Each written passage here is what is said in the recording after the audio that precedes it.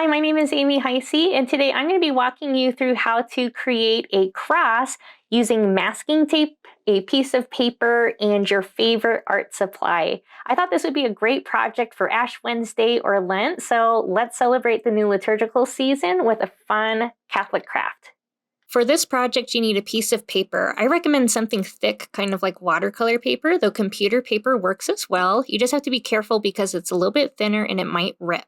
You also need some masking tape or an easy to peel off tape like washi tape. You also need a pair of scissors. The nice thing about this project is it pretty much works with any art supply that you can think of. I'll be demonstrating how to do a couple different techniques like using markers, crayons, pastels, watercolors, charcoal, but it's very adaptable and can be done with any age group. The first thing that you want to do is you want to take your piece of paper and you want to add masking tape to the paper to create the cross. You want one piece that's a little bit longer for the height of the cross, and you can either cut it off or rip it off if you want a more jagged look.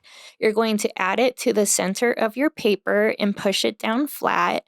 And then you also want to cut a smaller piece of masking tape, and that is going to go across the cross. So again, you can cut it off or you can just rip it. It depends on whether you want a clean line or a more rough edge. When I think of Lent, my first thought goes to Ash Wednesday. When you go to Mass on Ash Wednesday, you get the sign of the cross drawn on your forehead with ashes, so it can be fun to use something like graphite powder or charcoal because they remind me of ashes. Loose graphite powder can be brushed onto a paper. Charcoal can also be smeared and smudged on top of your paper. The masking tape protects the paper, so when you remove the tape, the cross remains. I love the contrast between the charcoal and the graphite and the white of the paper. It's a good reminder of how Jesus protects us from any darkness, kind of like how the masking tape protects the paper from the darkness of the charcoal. This cross was made on computer paper and is colored with an oil pastel crayon. It's a lot less messy than charcoal or graphite, but still looks like dark black ashes. Like I mentioned earlier, it's okay to do this project on computer paper, but you need to be more careful when you're pulling off the masking tape because it can be more prone to ripping. Purple is another thing that makes me think of Lent because purple is the color that we use to represent the new liturgical season. In these examples, I used purple marker and purple watercolors. Again, the masking tape cross protects the paper.